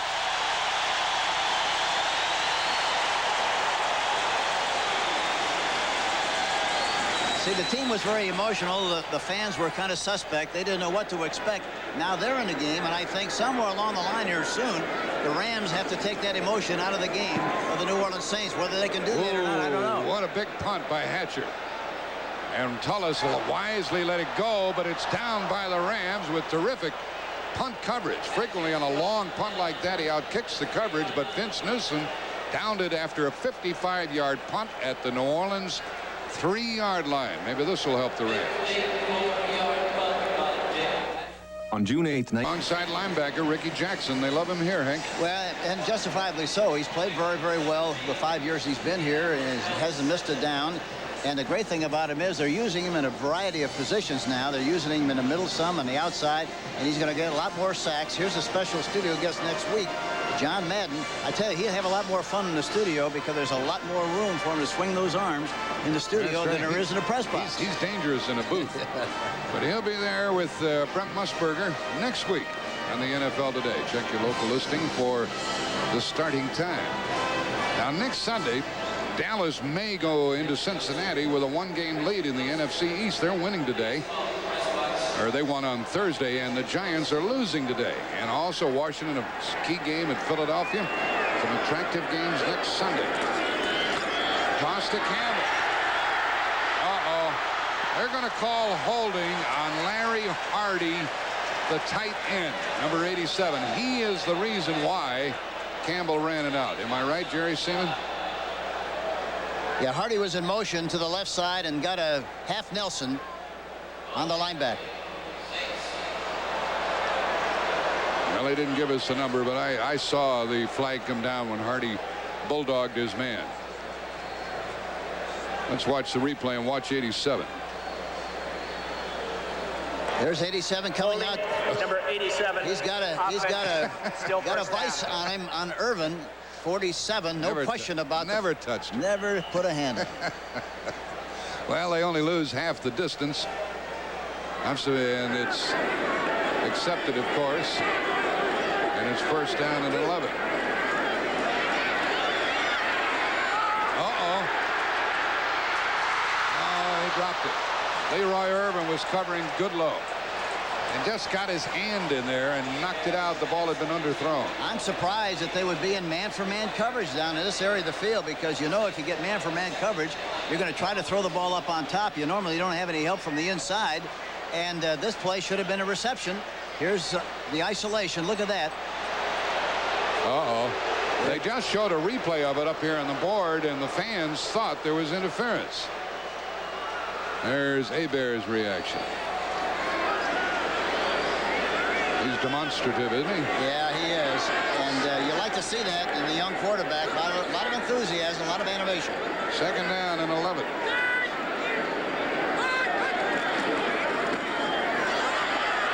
Campbell to the 6.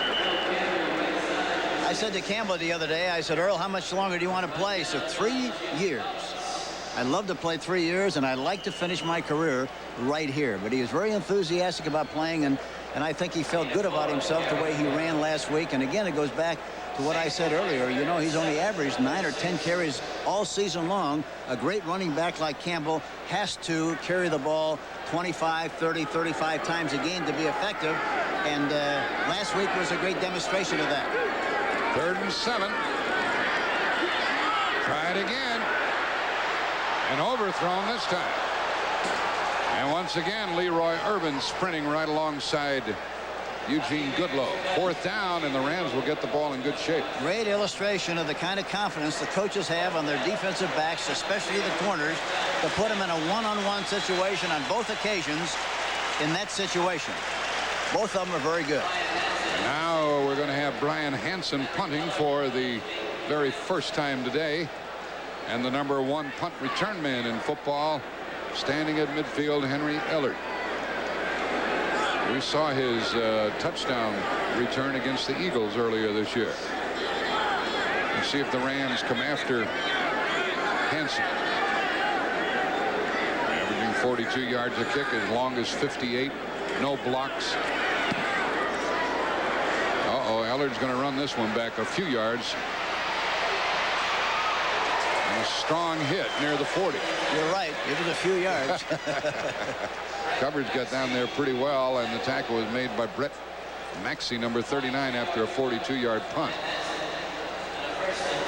Coming up later today on CBS, the 49ers have traveled to the East Coast on RFK Stadium and play the Redskins.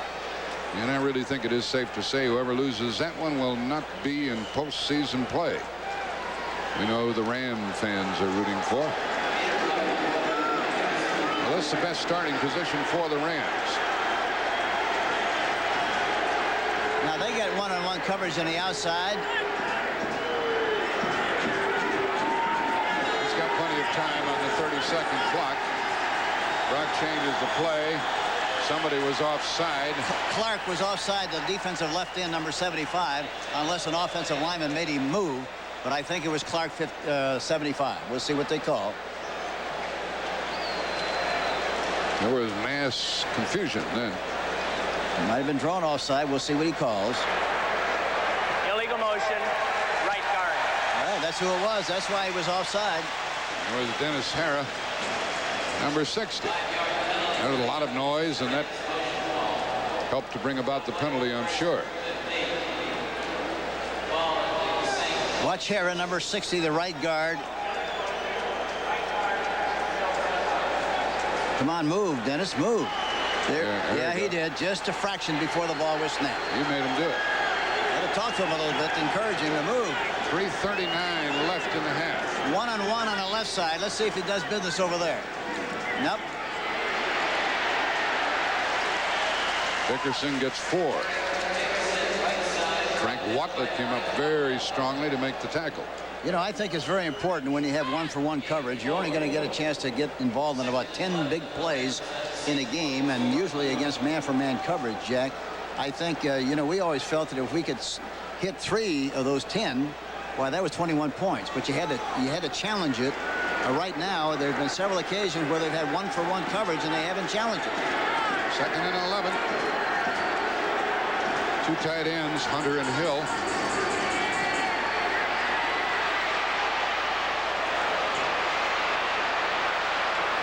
Saints recovered very well, and it brings about 3rd down and 4.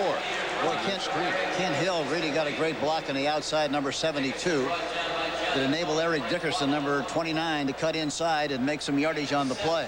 They had a screen forming to the right, and they threw the screen back to the left, and Waddle and Hogue, the safety men, were there. Yeah, that disturbed the read a little bit. They had a double screen, and as you mentioned, Jack, they fake one way and throw the screen the other. The score here is 9-0. We have 2:25 left in the half. On third down, the Rams are 0 for 4 trying to make a first down. 4 defensive linemen in the game. And Willie Tullis the extra back. 3rd and 4.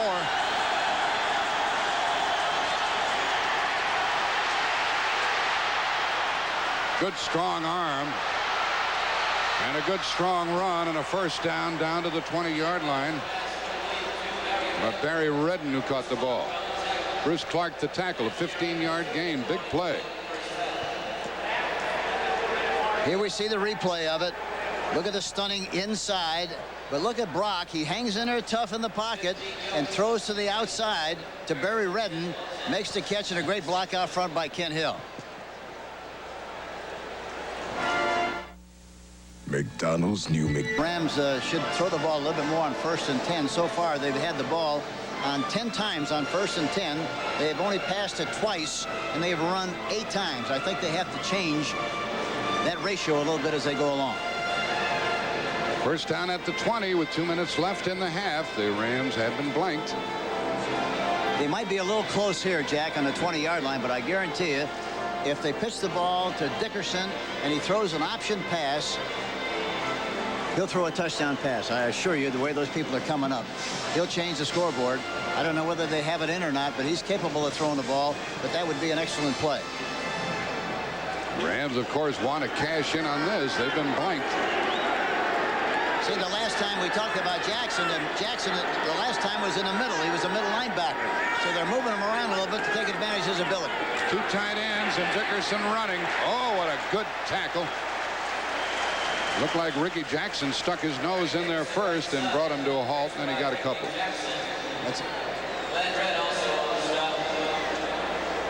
Saints defense has been pretty good most of the year, Henry, hasn't it? Yeah, they really have. They've done a lot of good things. They just haven't been able to generate anything offensively with any degree of consistency. And they've lost a lot of offensive linemen, have had a lot of injuries. And that's really been one of their big problems. 2nd down and 8.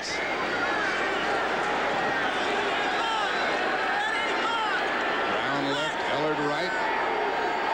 Ellard in motion. He's got all the time in the world. And it is incomplete. Tony Hunter had his hands on the ball, and Johnny Poe made him cough it up. Poe's number 25. He threw the ball a little bit behind Tony Hunter that time, number 87. Let's take a look at it here. Look at all the time he's got. They've got 3 people rushing. They got 5 on 3. Got all the time in the world. Moves around a little bit. Throws the ball outside, but it's behind Hunter. Usually he makes those kind of catches, but he didn't on that occasion. It is 3rd and 8 with 1:09 left in the half. 5th defensive back, Willie Tullis. Big rush. Wow. Rams have it. Hunter down to the 10, and it may be a first down. I think they're going to say they downed the ball back here. No, they called it dead. Back upfield. Wade Phillips likes it. So that's the 5th sack on the quarterback, Dieter Brock. Frank Warren was the one who was on Brock.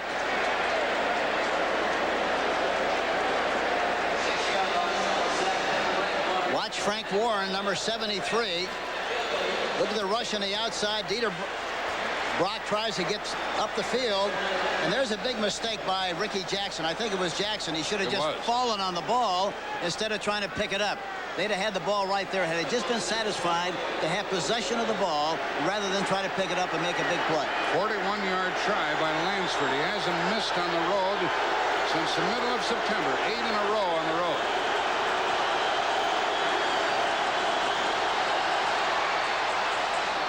It is good, and the Rams are on the board 9-3 with 27 seconds left in the half.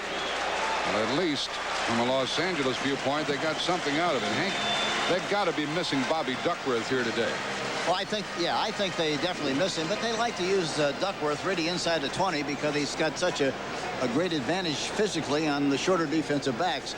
but he wouldn't have an effect on the way they're playing right now. I don't think, Jack. I think really the Rams have to, as I mentioned earlier, they must throw the ball and be more aggressive on 1st and 10 than they have been so far. Well, we ought to cover that story that Bobby Duckworth missed their team playing yesterday, and they don't know where he is. They got the posse out looking for him, but they haven't found him yet. Talking to Lansford before the game, I asked him about that barefoot kicking. He said he had trouble going from the tee in college to the ground level kicking in the pros. And he said one day he had a blister on his foot, took his shoe off, and lo and behold, it started to get up in the air for him. Not his foot, but the ball. And he broke the blister. And he broke the blister, and he's been kicking ever since. By the way, he kicked one here with 6 seconds left a couple of years ago that put the Rams in the playoff and knocked the Saints out. He said it was the biggest kick of his life. Yeah, remember, we did the game. Yeah, it was an exciting game. It was a very, very emotional game for both teams, and especially the Saints, because they had it made, and they had an opportunity on about the 35-yard line. Instead of kicking a field goal, they elected to punted the ball to the Rams, and the Rams took it right down the field and won the game. That was a thrilling football game. But today, it's a little turnabout. They have sacked Dieter Brock 5 times. When they met the first time, why, the Rams had 9 sacks. And here is the kick, and it heads into the end zone, dropped, and out of the end zone, bobbled about by Willie Tullis. It will come out to the 20-yard line.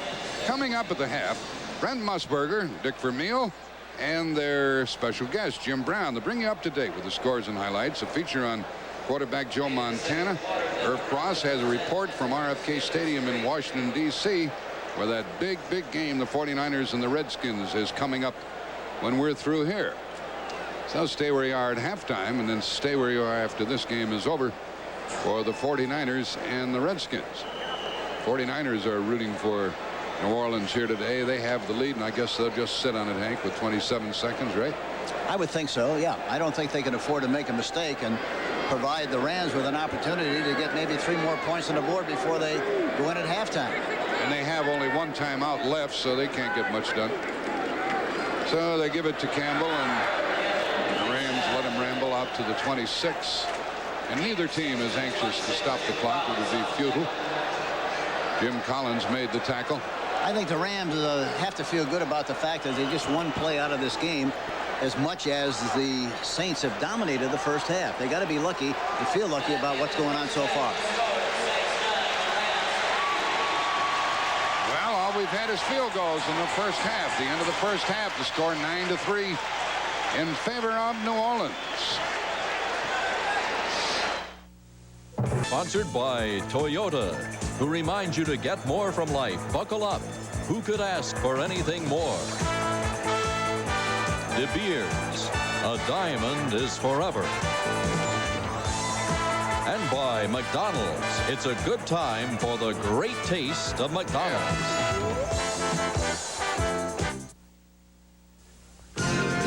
Yeah, welcome back to New York. Joining me, Jim Brown and Dick Vermeil. And Jim, what about the Los Angeles Rams? I'm really surprised that they're having trouble in this one so far. Well, basically, they're our running team. John Robinson is good at the running offense, but the passing offense, it's a little skeptical. Dick, you covered several of their games. You're not that surprised at what's happening to them. Well, they have been struggling offensively, and I've done 5 of their football games for CBS, and they've had some problems. They're running the ball well. Passing attack, of course, they're going to blame Dieter Brock. I like Dieter Brock. I think probably in these few games, maybe even the second half here, you'll see more diversification in their offense, more varieties. All right, Dick and Jim, let's take everybody to the scoreboard and get them up to date right now. The Philadelphia Eagles, they still have a shot at a wild card spot in the playoffs, and they're doing a number on the Vikings, who have lost 3 in a row. Now watch Ron Jaworski here. Dick, go to John Spagnola. Spagnola catches a nice corner pattern here, and Brent, you know, Jaworski is super efficient inside the 20-yard line throwing the ball. Jim, that Eagle defense does a job. Oh, yes. But if you'll notice, there was penetration, and he actually ran into his own man. That's the worst thing can happen to you as a running back. Yeah. And Mike Quick has done it again. This is 6 straight games that he has caught a touchdown pass. Moments ago, Jaworski hit him with that pass from 9 yards out, and now they are running it up. It is 20-0. The Giants and Jim Brown's former team, the Cleveland Browns, in a big one. The Browns with the lead, 21-13. Bernie Kosar quarterbacking the Browns, and Joe Morris has scored on runs of 1 yard and 58 yards for the Giants in that game, but they misfired on their second extra point. Pittsburgh and Denver, John Elway to Clint Sampson, 24 yards, the only touchdown in that game so far. Cincinnati all over Houston. Larry Kennebrew has scored 3 times for the Bengals in that game, 7 yards, 1 yard, and 3 yards. Green Bay and Tampa Bay, and the story there, of course, is the weather. The worst blizzard in 25 years, 1965 in Green Bay. Exactly. They like to get you up in that cold weather because they're used to it, and they know it takes away all of your skills. It becomes a comedy of errors. Why don't they fumble more than they do? I'm amazed that you all play as well as you're doing, Coach. Well, because the only thing you're trying to do is not fumble. You don't care what you do, you just don't want to make a mistake. Well, Dick, what does a coach try to do in that situation? Stay warm. Yeah, stay warm, man. Okay. It's important. New England and Indianapolis and the Colts, again at home, can be a very tough team. They have tied the Patriots at 17. Now, Ken Sims, the Patriots defensive line, he may have suffered a broken leg. He's undergoing an x-ray right now, and obviously if the leg is broken, he would be lost for the remainder of the season. Eason has stepped in. He's thrown 2 touchdown passes in that game, Irving Fryer and also Stanley Morgan. New Orleans and the Rams, of course, the game you're watching, 9-3, the Saints with the lead, and they are at the half of that game. Now, Dieter Brock, Dick, what's your assessment of him when he gets into a pocket situation? Well, I like him because he sits in there. Now, watch him here. He'll sit there poised. Sometimes it appears that he has a hard time finding the outlet receiver downfield, as he did right here. They need to say poise, I'm sorry, confidence, because they took it away from him because they wanted him to catch the ball.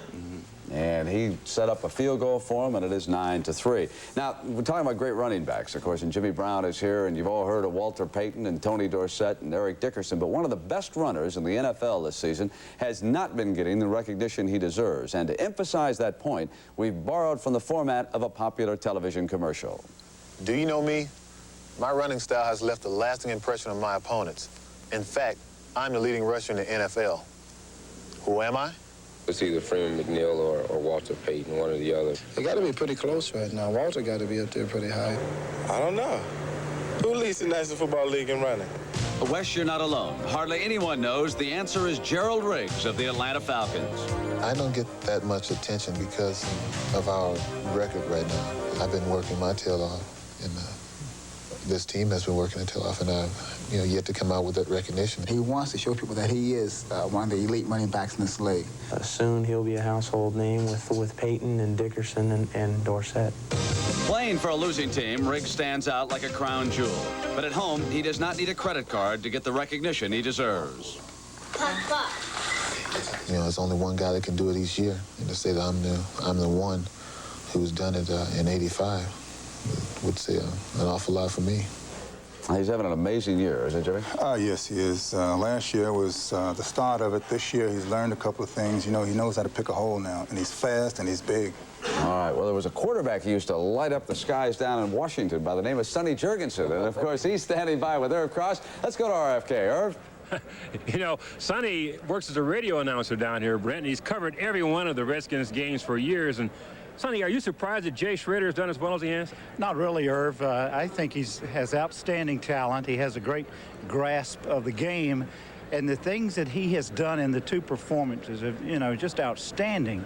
And, I'm not surprised in any way. It's just that it's too early to evaluate him after only 2 performances because, things change each and every game. He's going to get different looks, different pressures. So far, he's done everything they've asked of him. Has the personality of this Redskin team changed since Schroeder came to the lineup? I think so, in a way, yes. I thought they were getting very predictable with Joe Theismann and the offense under him. And I think that the Coach Gibbs is utilizing the talents of Jay Strait a little more, and they've become more unpredictable, and I think that's helped them. Sonny, we have Jim Brown in our studio today as our special guest. And Brent Musburger asked him a question in a pregame show. He says, Jim, who is the greatest running back of all time? I'm going to ask you, who do you think is the greatest running back of all time? Jim Brown certainly was of our era. There's no question about that. He played with a great football team, but he was by far the best. If Jay Schroeder hadn't had a big game against the Giants a couple of weeks ago, what happens to the Redskins? They would have been in an awful lot of trouble. And unfortunately, he came in and played that way, Irv. But, he had no work with the offensive team because Gibbs, his theory is only work one quarterback. And fortunately for Jay, that he had enough work with Jerry Rome, the quarterback coach, and he did an outstanding job coming in under those conditions. Then he had a week to prepare for Pittsburgh, and he did a good job there. He's going to need one today. All right, Sonny, thanks for being with us. Brent? All right, you old guys always hang together. We got to hang together. Right? What are you going to do? We'll continue on CBS after these messages from your local stations. New York. You know, this has not been a happy season for all-pro quarterbacks named Joe. After a string of subpar performances earlier in the year, Joe Theismann of the Redskins, of course, suffered a broken leg 2 weeks ago, and at the age of 36, his career indeed may be over. Then there is Joe Montana. Now, he is the only other active quarterback in the NFC who has led his team to a Super Bowl victory, and he, too, is having a troubled year. And this week, we sent Dick Vermeil to San Francisco to find out why.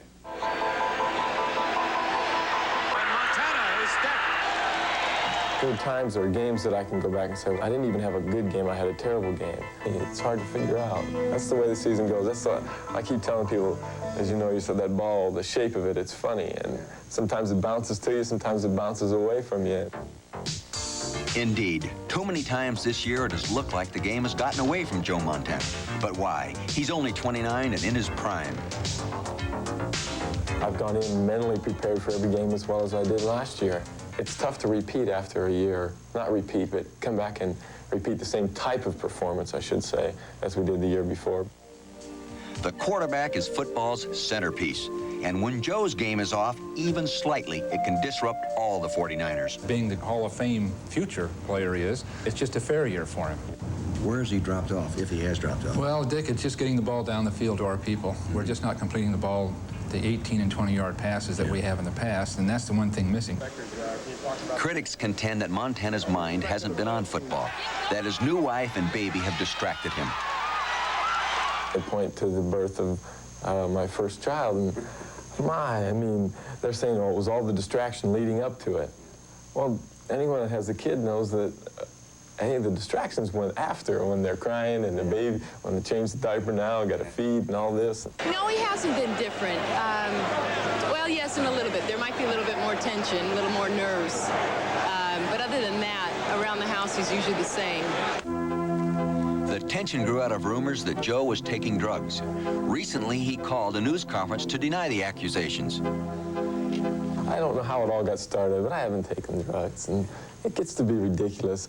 It's sad to think that people have to resort to something like that, not thinking about the effect that it has on myself, my family, and my life. Joe may be a two-time Super Bowl MVP, but he's still vulnerable. Perhaps the innuendo and the expectations have taken their toll. And yet against the best teams, he's had his best games. You almost wonder if there's been a letdown. You know, when you're out there, you don't feel there's a letdown. Even if there might have been, it sure doesn't feel like it. I mean, you still feel that same intensity going on the field. But for Joe Montana, who has felt a different kind of heat this season, the competitive fire still burns. I think the main drive is that feeling of competition, knowing that you're being depended upon and you're depending on other people also, that really make it something special. Jimmy, I think you can relate to this. Are the pressures we put on the superstars too great? Do we demand too much of them? Very definitely, Brent. We think a superstar should do it every year, and it's impossible because it's 11 men. What did you find from Coach Walsh when you were confronted with him about Joe? Brent, I think I found out from the whole organization they're 100% behind the guy. And I think a lot of them are willing to accept some of the responsibility for the drop-off in Joe's performance. It's still a very fine performance. You know, it is so difficult, Dick and Jimmy, to repeat as champions, too, in almost any professional sport. You're absolutely right, but he's competing against himself. He's been so great. 2 Super Bowls, sure. MVP. How do you beat that? Exactly. Well, he's coming up a little bit later, of course, in a big one against the Redskins in Washington. That's our doubleheader game here on CBS. Right now, let's send you back to the stadium and the game you're enjoying on